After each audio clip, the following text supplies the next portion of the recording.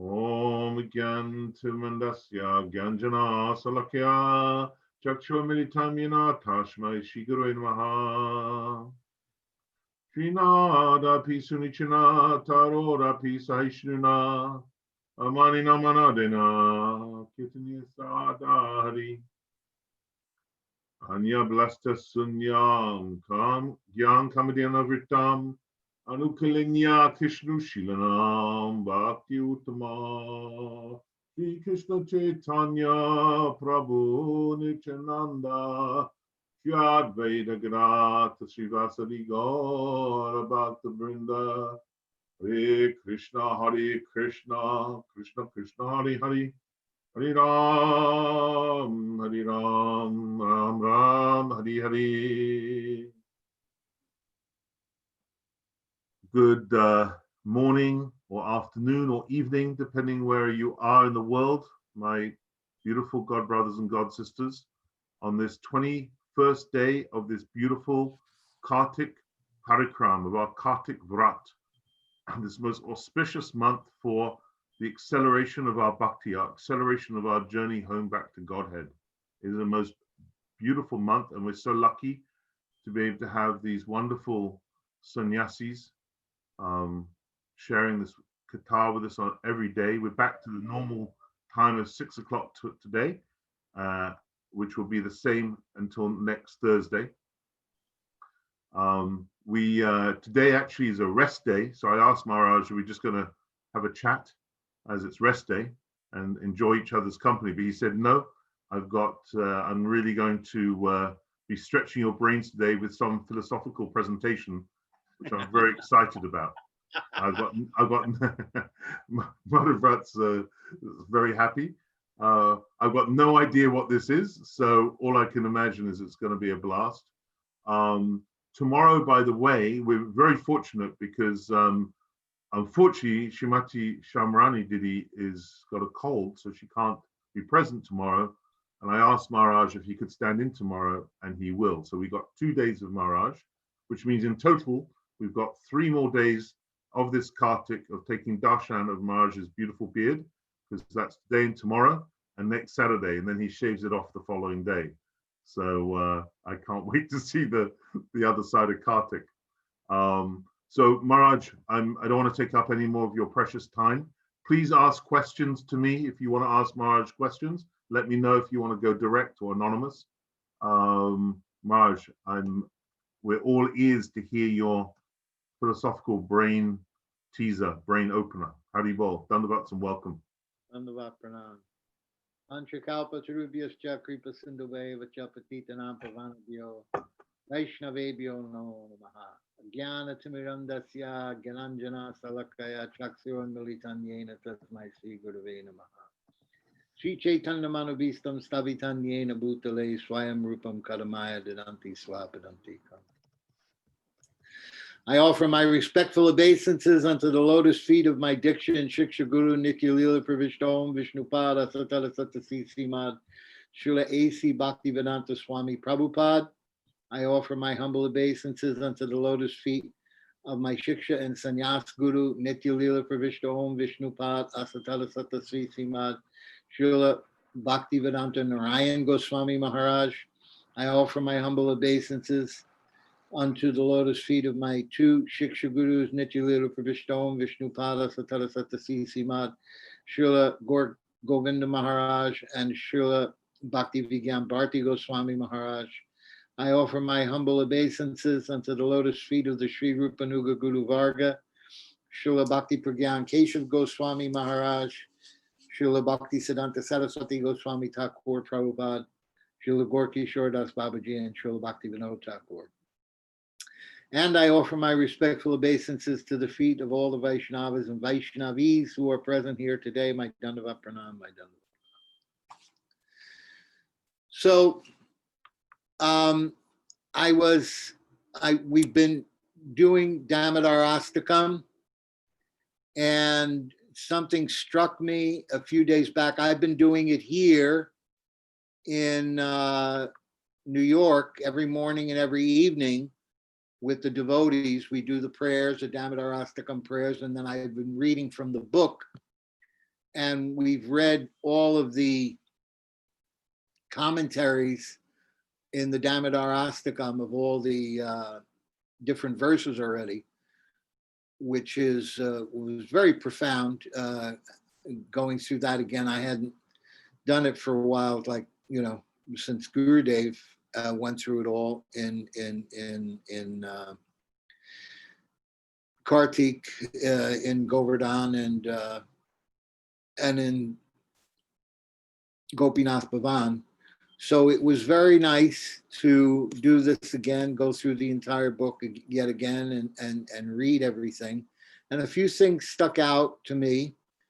And the one thing in particular that I wanted to talk about was what the verse, Namoksha Vadimva, Nachanyam Vriniham Varishada Piha, that particular verse, and in the purport, some things that Srila Bhaktivedanta Narayan Goswami Maharaj points out.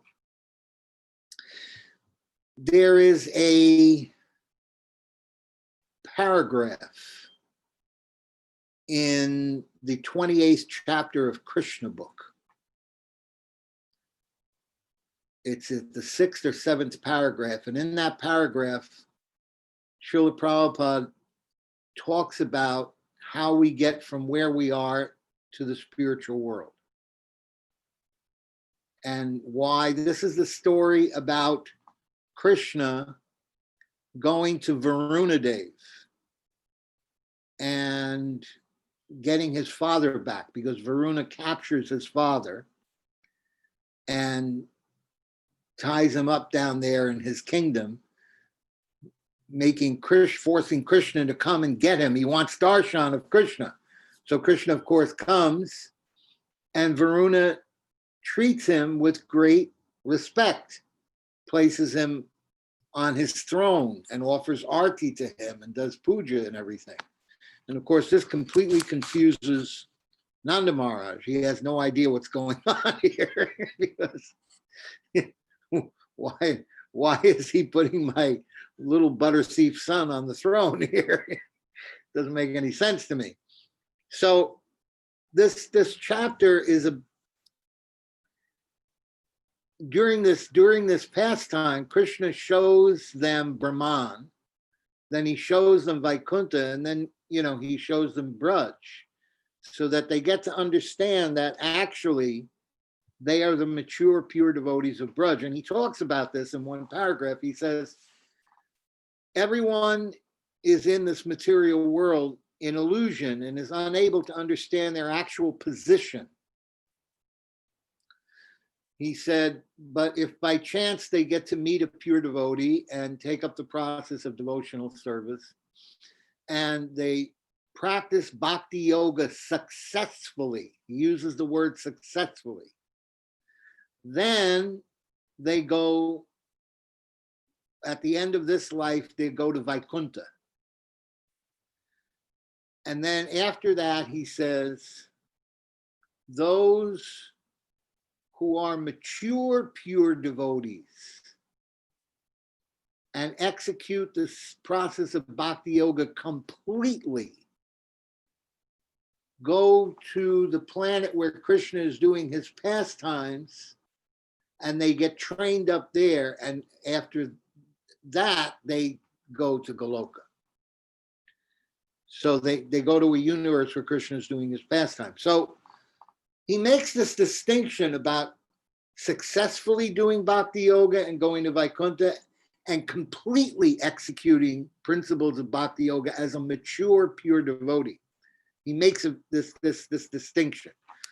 And this discussion in Namoksha Vadimva, when he was talking about Namoksha Vadimva, that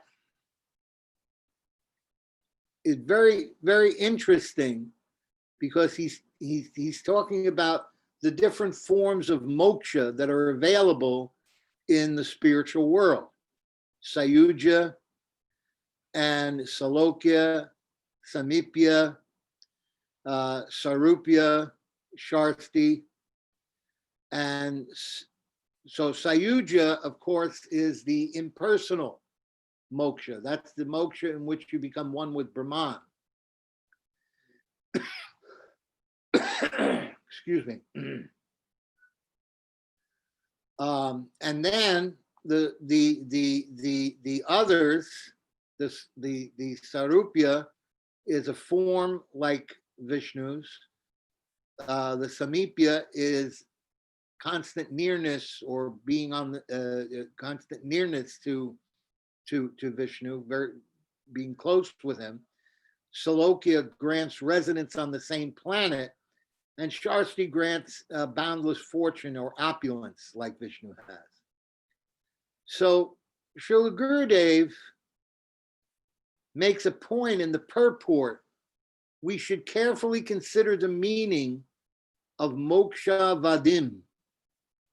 Unlike Sayuja mukti, the other four kinds of mukti are not entirely unfavorable to bhakti. Those who accept these four kinds of mukti exist within the realm of Vaikuntha in two classifications.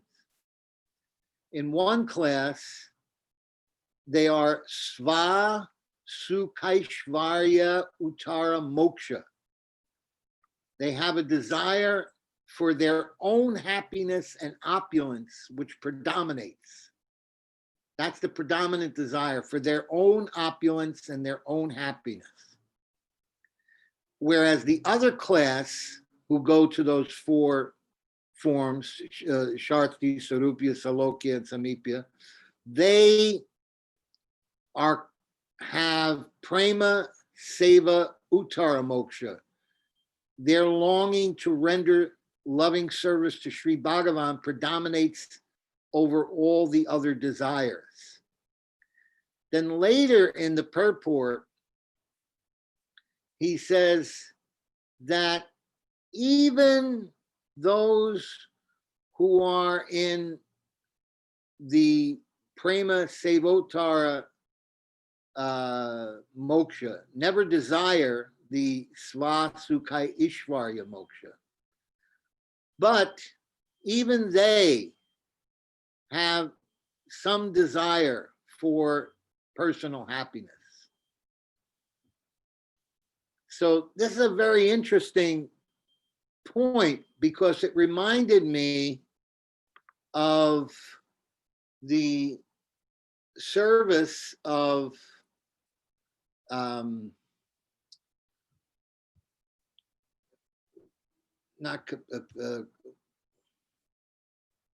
Kardama Muni. And Kardama Muni does this tapasya, serious tapasya. And after performing this serious tapasya for a long time, Kardama Muni then gets to see Vishnu. Vishnu comes to him at Bindu Sarova in Bhubaneswara, and is so taken by the extent of his austerities that he sheds a tear, a bindu, and that tear is the Sarova. It's the lake upon which we can go today and get holy water. It's a tear from Lord Vishnu himself. So you can understand that the sacrifice that Kardama Muni performed was very intense. He had this intense desire to please Vishnu. But then when he was asked for what boon he wanted, he desired to have a wife and make progeny. Now, there indicates whether he was Sva Sukhaisya or whether he was Prem. Let me get the words, because I don't remember the words exactly. Sva Sukha Ishvarya or Prem Sevotara Moksha. Which moksha, which level of moksha he had when he got darshan of Vishnu and was qualified to enter into Vaikuntha. In either case, there was some personal desire involved. Of course, we could say he's still in the material world. He's not yet in the spiritual world. He's not yet in Vaikuntha. But we see that persons who are in Ananya Bhakti, which Srila Gurudev talks about, he says in the purport, Shuddha Bhaktas, however, have one pointed attachment for the loving service of Sri Krishna. They do not even aspire for prem sevotara moksha, wherein some desire for one's own happiness still remains.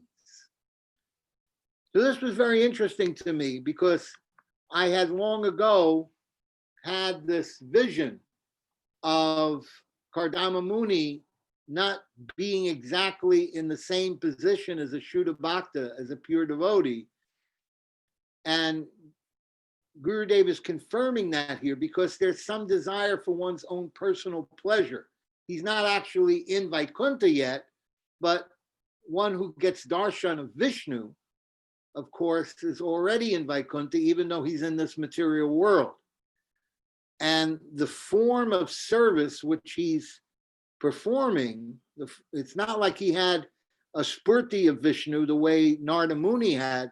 Kardama had a full darshan. The Lord wept tears for him, created a lake of tears, appreciating Kardama's service, offered him a boon, a benediction.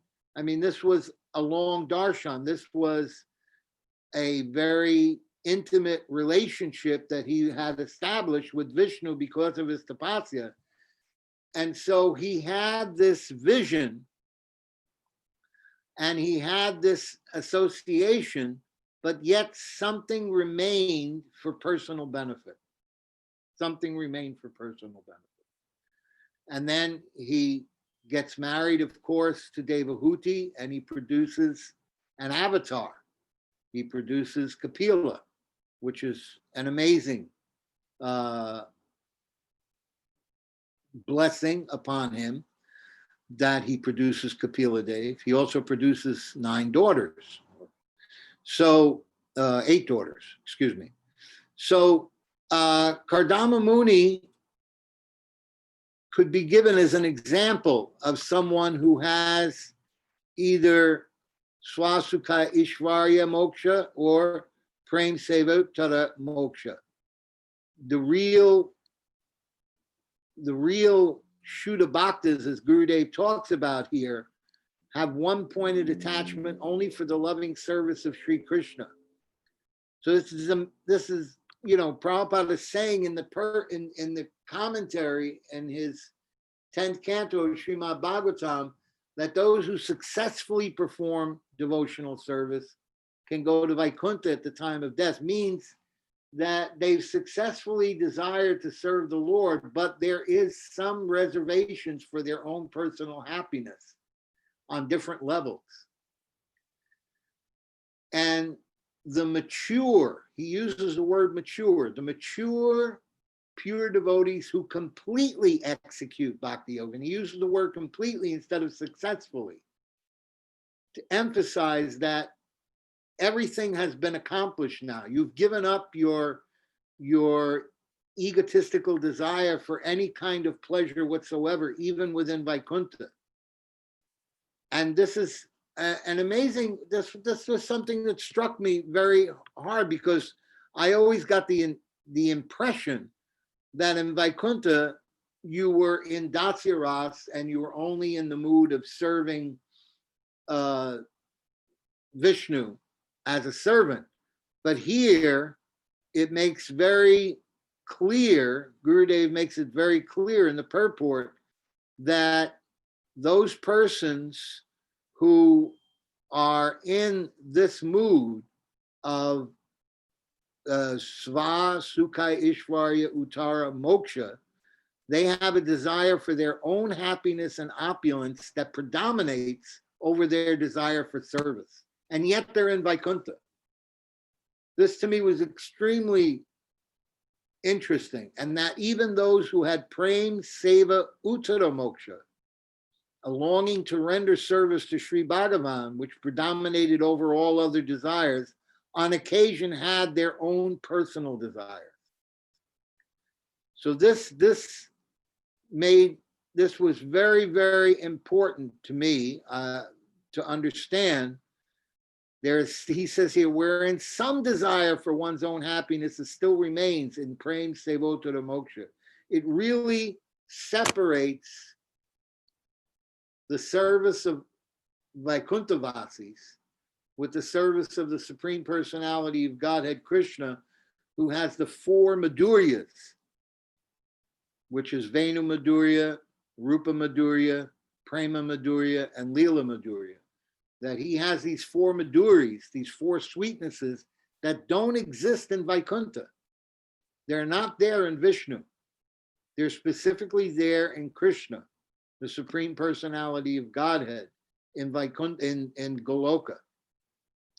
And therefore, there is a special rasa, a special position, which Srila Prabhupada calls mature, pure devotional service that is completely executed, perfectly executed. Then we get Shuddha Bhakti, we get pure devotional service. And Gurudev supports this concept in his purport here when he's talking about it. Shuddha Bhaktis, however, have one pointed attachment for the loving service of Sri Krishna. They do not even aspire for prem sevotara moksha, wherein some desire for one's own happiness still remains. When Sri Bhagavan offers such one-pointed devotees either of these classes of moksha, they never accept it. Therefore, in Srimad Bhagavatam, Sri Bhagavan says, Diyamanam na grinvanti, na grinnanti, vina mat sevanam jana. A pure devotee never accepts any kind of moksha, even if I personally offer it to him. The unalloyed devotee's only desire is to engage in loving service to Sri Bhagavan. In the history of Vritrasura narrated by Srimad Bhagavatam, Vritrasura rejected all varieties of moksha and prayed to be able to render service to the lotus feet of Sri Bhagavan. O ocean of all good fortune, apart from serving your lotus feet, I do not wish for anything. I do not wish to obtain the summit of heaven, Dhruvaloka, the Vaikuntha planet, situated in the zenith of this material cosmos, nor the highest seat of power within the universe, the seat of Lord Brahma, nor have I any desire for sovereignty over all the earth, nor sovereignty over all the planets down to Rasatala, which are flooding with sense enjoyment. I do not long for mastery over all yoga cities, nor even for an end of repeated birth and death, which is moksha. I don't want any of these things. I want only service to your lotus feet. This is the prayer of Vritrasura, who of course is a great pure devotee. And he takes the birth as Vritrasura only for the purpose of fulfilling the desires of, or the curse of Shiva's consort, who became upset with him for criticizing the fact that she was sitting on his lap while he was giving a lecture to the sages. So I felt this was a very deep point that Srila Gurudev brought out in the purport, the commentary. It never, to me personally, although I had heard this before, it never stuck in my brain that actually going to Vaikuntha indicated some personal sense gratification or personal desire for one's own personal happiness. I thought it was only dasya ras, or service to the Supreme Personality of Godhead, as a servant and servitor mood, but it's not exactly that either. It clearly indicates, Gurudev clearly indicates, that there's some personal desires that remain even within Vaikuntha. And that gives an indication to what Srila Prabhupada was saying about successfully performing devotional service and completely performing devotional service as a mature, pure devotee. He makes a very clear distinction between these two classes. And this reminded me of a pastime of Prabhupada, which I don't know that I've ever told you on this forum before. Srila Prabhupada had one bodyguard. His name was Rakshana. He was my godbrother. This guy was lethal. He had lost the bottom half of one of his legs in Vietnam when he was fighting over there. I think he stepped on a landmine. So this guy, I mean, I'm a big man. He could simply, with his thumb, he could press one point on my body just like that, just a tap, and knock me over. This guy was really powerful, really powerful. He understood chi, he understood kung fu, karate, everything. I mean, he was a lethal weapon, you know. And he was Prabhupada's bodyguard. There was no better person for that job. And he told me that one night he was talking with Srila Prabhupada. He went into the room when Prabhupada woke up to do his writing. And he went into the room to have a discussion with him. And he said to Srila Prabhupada, he said, Srila Prabhupada, I have an important question I want to ask you. So Srila Prabhupada said, so what is the question? And he said, I want to understand if I can have a particular rasa with Krishna. And he said, well, what is the rasa that you want? He said, what I want is that I want to fight on the battlefield of Kurukshetra with Arjuna and Krishna against the Kauravas. He said, this is my desire. So Prabhupada said to him, you have been a warrior for many, many births. And someday you will be on the battlefield of Kurukshetra fighting with Krishna and Arjuna against the Kauravas. He said, this is not unusual. He said, most of my disciples are really worshipers of Lord Narayan and Lord Vishnu. He said, only some of them are actual Braj Bhaktas.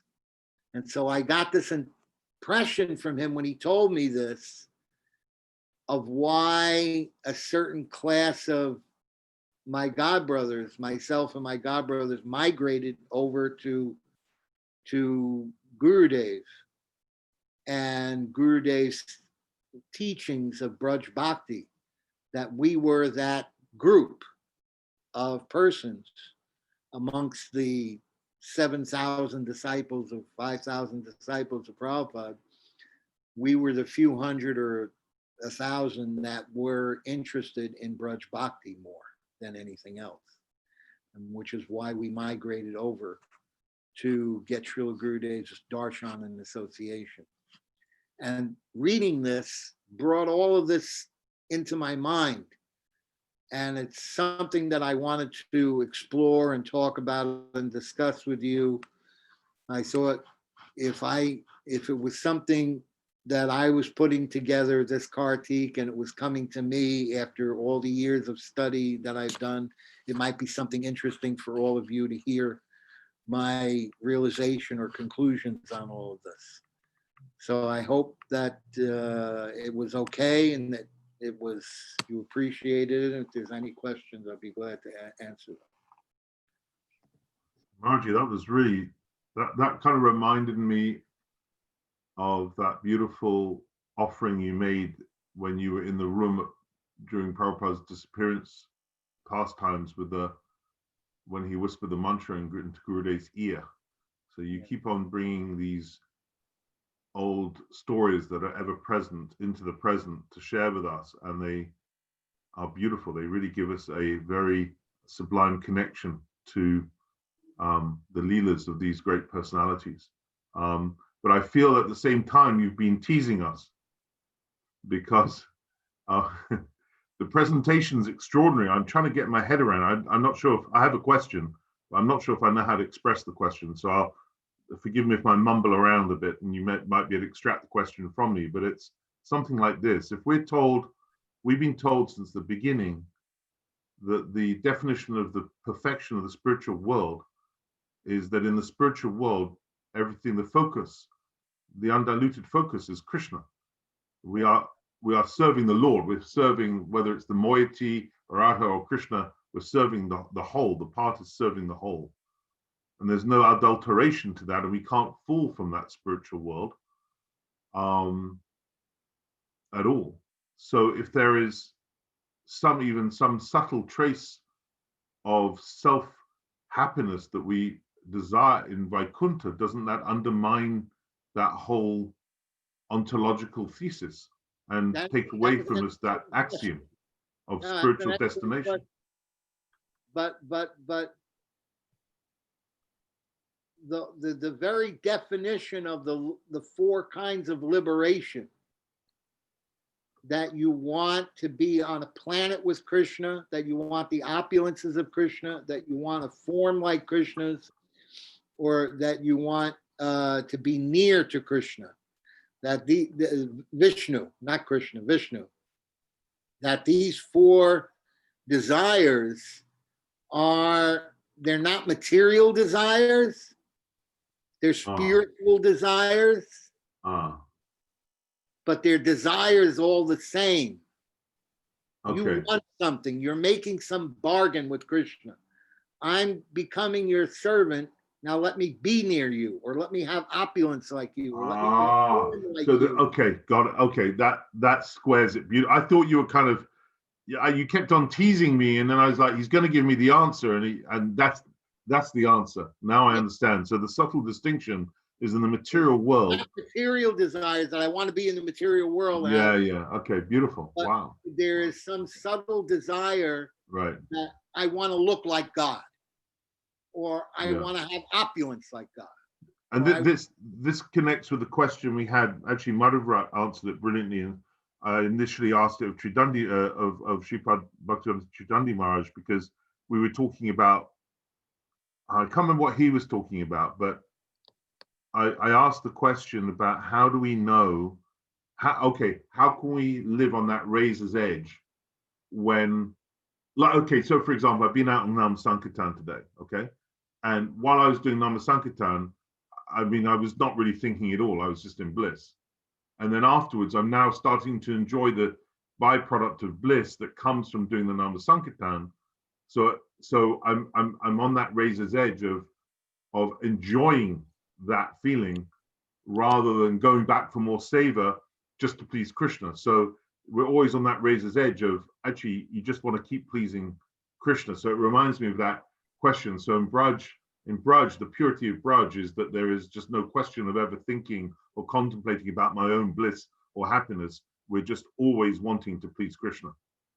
Yeah. Oh, amazing. The gopis are the example. They're the first ones to scrape the dust off their feet to put it on Krishna's head. We don't care if we have to go to hell. Doesn't matter that we have to go to hell. Krishna's headache should be cured. This is what's most important. Krishna's, Guru, I remember Gurudev giving this lecture, and he's saying, you wake up in the morning and what are you thinking about? You got to go to the bathroom, you got to go to work, you got to go to school, you got to go to this, you have to do that, your kids, your family, etc. He said the gopis wake up and the first thing they're thinking of is, where's Krishna? What does Krishna need? What is his pleasure? What is something that he wants? What can I get for Krishna? They're thinking this. He said, this is the consciousness that we're constantly thinking. And Bhaktisiddhanta Saraswati Thakur says, the tendency to give pleasure to Krishna, is bhakti. That's why Gurudev spent so much time getting his sannyasis to stand up explaining Anyablasta Sunya. Yeah. I mean, it was so difficult. He would shout at me. I'd make a little mistake and he would shout at me, sit down, wrong. That was my favorite bit of his classes, Maharaj, seeing all the sannyasis getting like, it was so funny. It was great, but amazing. But it was training. He trained us. He trained us to be Yeah. humble, to not be proud and puffed up about our knowledge. He trained us. And every word was vital. Like you can't. Oh, vital. Yeah, every word. Yeah. And amazing. He had his own specific way of explaining a verse. And if he would ask you to explain what is the meaning of this verse, and you didn't explain it the specific way that he wanted it. Yeah. He had a whole rasa tattva vision of how the verse was expressed. Just like my godbrothers and I were talking on Facebook this morning. So he was making this point about how that Krishna sends the Brahminis back to their husbands to assist them in doing the puja and doesn't do the rasa dance with them. So I said to him, that's only external on the surface, because Gurudev explained to us that from the rasa tattva perspective, he couldn't transcend the societal norms of dancing with Brahmins' wives as opposed to cowherd boys' wives. So therefore, in order not to transcend that, he blesses them. In your next birth, you're going to take birth in the next universe that I'm going to, and you'll take birth from the womb of the gopis, and then you'll be qualified to dance with me. Mm-hmm. And also the gopis, that's why the gopis are so amazing, in that they don't even, it's not actually important what planet they're on, right? It's just important they're with Krishna. Exactly. Actually, sorry, it's just important they're serving Krishna. Not even with Krishna, just serving Krishna in whatever capacity. Even in separation. Yeah. Like they'll go to hell for Krishna. Like, for example, that whole story about about when Krishna has a headache and everybody, refuses to, like, oh, how am I going to put my feet on his head? I can't do that. But they didn't care. They were like, well, whatever relieves Krishna's headache, right? Right. That was what I just said. Yeah. We have a really good question next from Taruni Didi in Wales. Okay. Hare Krishna. Yeah, when you were speaking, I was just thinking, so I've never fully understood. I mean, we always hear about the gopis being, so selfless and everything, but I never understood it in terms of what you were just speaking about, the residents of Vaikuntha having some kind of desire, you said spiritual desire for their own pleasure. So is this why we have to spend much longer in the material world? Because I've been told many times that actually for us, relatively speaking, to go to Vaikuntha is easy. I mean, it's not easy, but relatively speaking, it's easy. Whereas to go to Braj it's much more difficult and it takes a lot longer. Gurudev explained this to one of my godbrothers. He asked my godbrother to explain the meaning of Tapte Nukampam Shushikshamana. So my godbrother gave the standard explanation, that I'm suffering for my just karma, and while I suffer like this, I think of serving you, therefore I get liberation from this material world. And so then he said, this is a junior devotee's understanding of this verse. He said that a senior devotee will know that once I chant Namabas, he said, and you've chanted Namabas, he said, when you first went to the temple, did you know what were the Namaparaj or Dhammaparaj or Seva Aparaj or anything like that? And he said, no. He said, okay. He said, and you chanted Hare Krishna, right? He said, yes. He said, that was Namabas. You chanted the holy name without committing any aparad. Therefore, all of your karma is gone. So then my godbrother said, okay. So then Uriah Maharaj said, so why are you still suffering? Why are you still suffering? My godbrother said, I don't know. He said, because your soul is not meant to go to Vaikuntha. He said, going to Vaikuntha is easy. Going to Vaikuntha is not difficult. He said there was a Muslim who was passing stool in the forest, and a wild boar came up behind him and pierced him, and he was dying. And he was saying in Arabic, haram, haram, haram, which meant abominable, abominable, abominable. He said, but it is Hari Rama, Hari Rama, Haram. So he went to Vaikuntha. All of his karma was finished. Nambas, he went to Vaikuntha when he died. He said, so your karma is done. Why are you still suffering? So he said, well, because I'm supposed to go beyond Vaikuntha. I'm supposed to go to Goloka. He said, yes. He said, therefore, Krishna has to make you get more parabdha karma. And you have to suffer more karma. But the difference is it's coming directly from Krishna and not from Maya.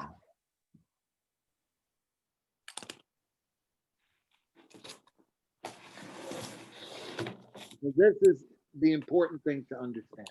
So we're not just tolerating, we're embracing them. Yes, yes, yes. It's beautiful. You're embracing Krishna's love slap. Yeah. Trudy, you want to respond to that? Yes, thank you. I have heard some of this before. I guess it's sinking in more. Does that mean also for those devotees who you were mentioning earlier, who, they belong in different pastimes, they do belong in Vaikuntha? Does that mean chances, they will go to Vaikuntha at the end of this life? More than likely, it's easier to go to Vaikuntha. It depends, on the execution of your devotional service. Even, Prabhupada said successfully performed indicates that you have to execute it in a successful manner. We see in the past times of that Brahmin who was very poor, and he was cooking the sweet rice, and he, by meditation, and he touched it in his meditation, and he burned his finger. So the airplane comes and takes him to Vaikuntha. So he goes to Vaikuntha. And we see in the pastime of Dhruva Maharaj that he also goes to Vaikuntha, even though he went through all of this situation where he was murdering all these yakshas in a battle and all these other things that were going on that he went through. In the end, he goes to Vaikuntha. So it appears from these pastimes that getting to Vaikuntha is easier.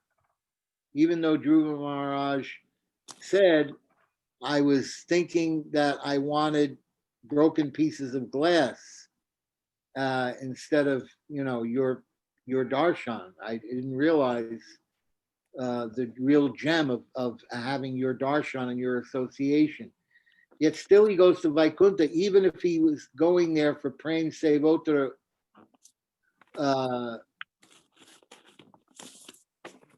condition. Still in that prema Sevottara mood, there's still some desire for being with Vishnu, or being like Vishnu, or being near Vishnu, or being wealthy like Vishnu, or having a form like Vishnu. Still some desire is there. It's spiritual desire, but it's a desire. I want to look like God.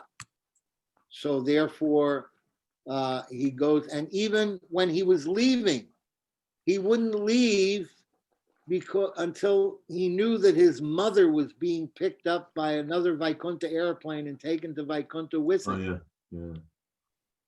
So we see that there's different things there, different mood. The gopis are, I'll go to hell as long as Krishna doesn't have a headache.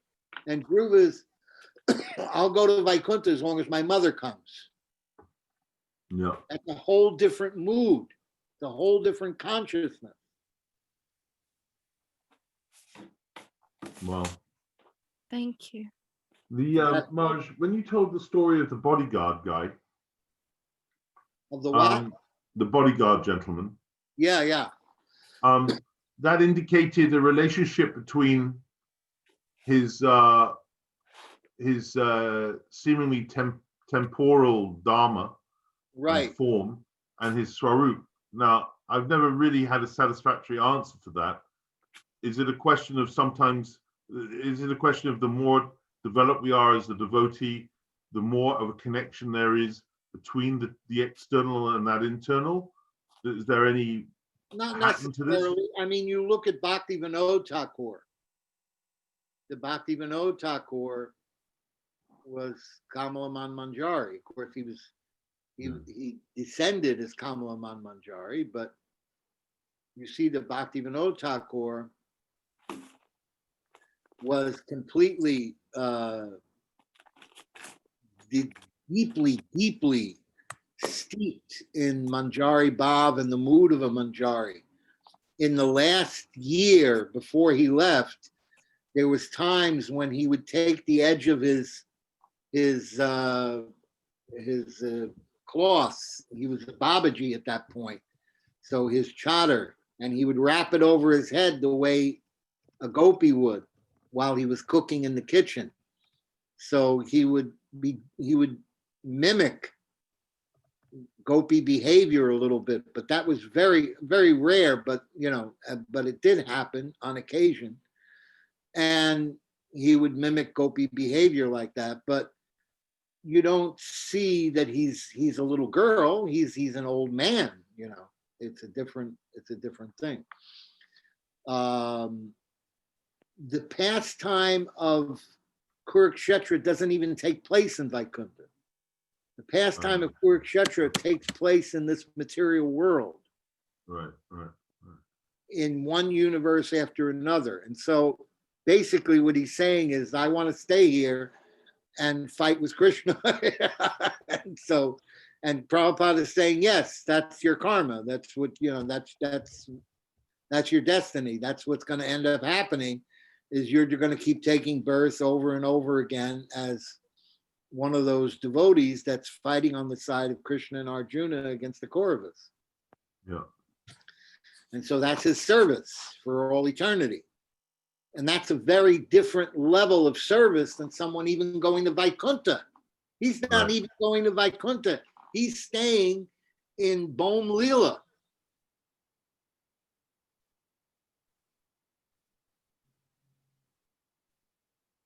That's a very different consciousness. So what Russ is what Swarup Russ is that? I don't know. That seems like, yeah, okay. But Prabhupada said he would fight on the battlefield. He didn't say that was the ultimate destination, that he would do that again and again. From your story, so maybe he'll do that once, then move on somewhere else. He'll do it once, and then he'll go to Vaikuntha. Yeah, that's a possibility. Or he could have ended up doing it once, then ended up going to ultimately to Braj. You don't know. I mean, who knows.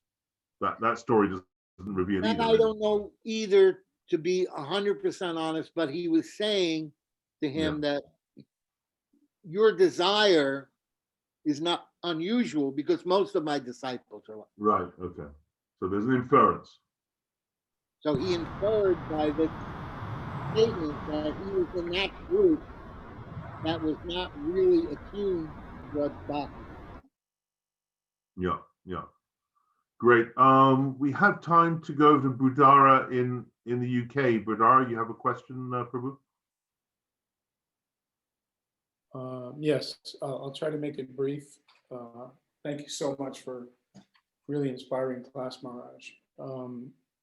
My question is perhaps a little bit complicated, but it goes maybe something like this. In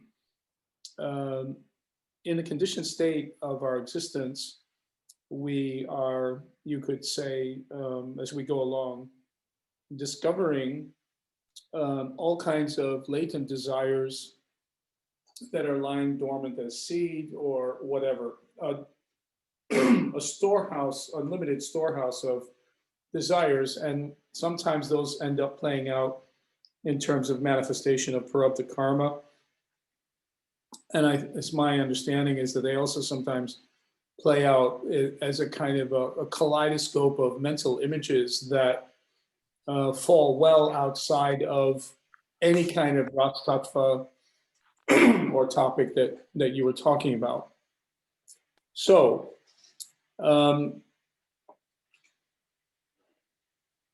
when we are lucky, as we have been, to associate with Srila Gurudev and Srila Prabhupada and other advanced Gaudiya Vaishnavas and hear what is the ideal goal, as Gurudev would pull us by the hand and bring us to Govardhan and say, you know, I want to be a Paliyadasi of Srimati Radhika. We're asking for that. He's inviting us to ask for that. Even though we may not be qualified in any capacity to move or look in that direction, is it yet still possible that despite that disqualification, that we can look in that direction with some authenticity, some genuineness of heart, even though we're conditioned? And is that okay to do so and to try to cultivate with some common sense perhaps and some guidance from sadhu and shastra that move? Am I clear? Yeah. There are steps you have to take. It's not like you can immediately start meditating on Asta Kali Alila. I was worried you were going to interpret my question in that way. It's not really what I'm saying. Gurudev didn't pull us by the hand to Govardhan and say, now, please, can I meditate on Asta Kali Alila? No. I'm sorry. Okay, all right. I think I understand what you're saying. I'm just headed there. Oh, okay, sorry. Sorry. It's like I was having this discussion with Gurudev one day. We were alone in his room. And I was asking him about how I should meditate. Is it all right to meditate on having a spiritual form like one of the manjaris and doing this or that? He said, no. He said, what you do is you can collect the flowers or you can cook the preparation and then you offer it to your Gurudev in his Gurudev form and ask him to take it to Rupa Manjari. And he'll do that and he'll bring it to Rupa Manjari and he'll offer it. And then she'll give it to Radharani and then Radharani will give it to Krishna. He said, you can meditate in that way. But you shouldn't start thinking that in a different way. Now that's what he taught me privately or personally in a discussion I had with him. Sorry, Maharaj, can I just clarify something? Did you say, was your original question, can you meditate on your Manjari form, on his Manjari form? No. He said don't at this stage. No, your question to him, your original question to him. My question to him was, yeah, I wanted to understand the whole process. I had this idea that, I should be meditating on myself as a Manjari and him as a Manjari and bringing, and he was saying, no, don't do that. Okay. What you do is you cook a preparation, you collect the flowers, whatever it is service you're doing, you bring it to your Guru Maharaj, you bring it to me, and I'll bring it in this form. He said later, he said gradually it will naturally come that you're seeing your spiritual form, you're seeing my spiritual form, it will gradually come. And when you start seeing that, then I'll guide you from there. how to do it. So that was, in other words, that's later on. Does that help a little bit, or? Yes, but it doesn't really answer my question in a way. All right. I'm not even going that far.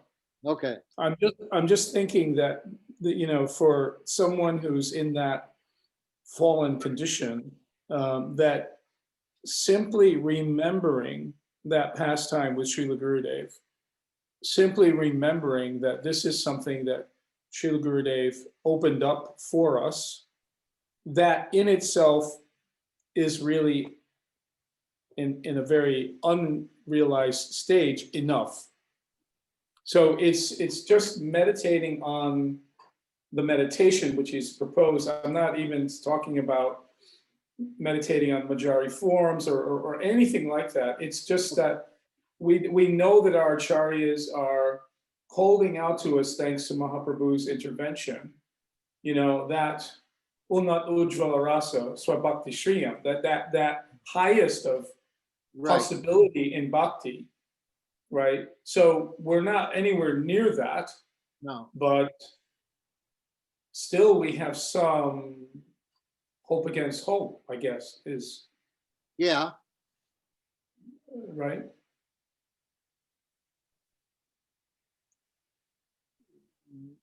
Yeah.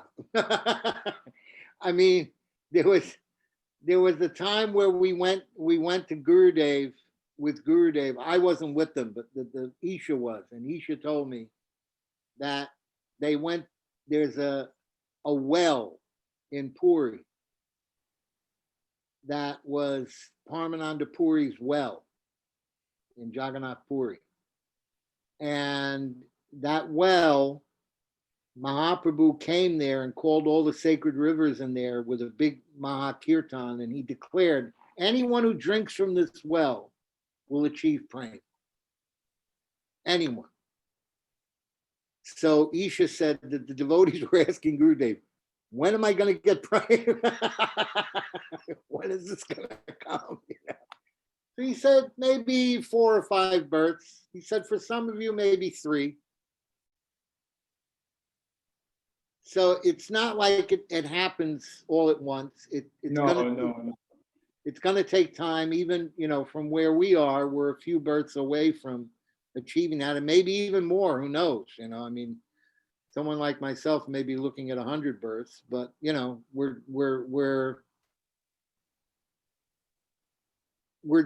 you know, Srila Sridhar Maharaj said, once you start this, the destination is guaranteed. You will get there. It's just a matter of time based on your surrender. Actually, Maharaj, Yeah. could I ask you to add one thing? Because if you say based on your surrender, you kind of back into that conundrum of I'm not worthy and I'm not qualified. So surely it's a question of being based on my faith in Gurudev. Because if Gurudev has chosen me, if Gurudev has drawn me to him, then all I need to do is not meditate on my own qualification or my own unworthiness. All I have to have faith is in Gurudev. Yeah, I you know, was distilling it into one word, but yes, what you're saying is correct. It's based on that relationship that you develop with Gurudev and the Guru Nishta. Your Guru Nishta is the key. It's the ticket to getting to Ruchi and Asakti and then Bhav and then Prem.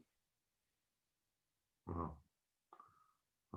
That's a very optimistic note to end on. Pradar, beautiful question. Turuni, thank you for your beautiful question too. And Maharaj, thank you for your. Thank you, Maharaj. You did answer my question in the end. In the end, I did answer your question.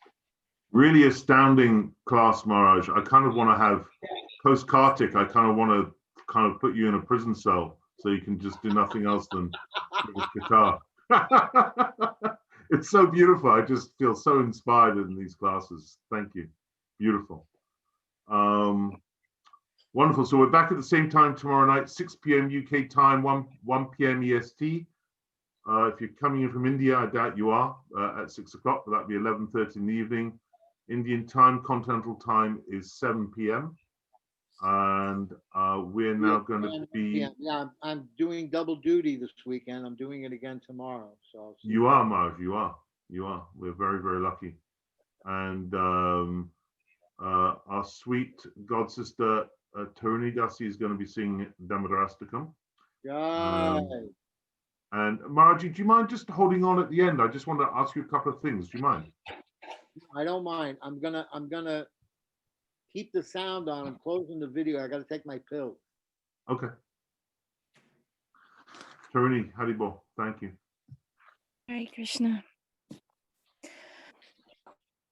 Shri Gurudeva ki jai, Shri Prabhupada ki jai, Shri Satyavrata Muni ki jai.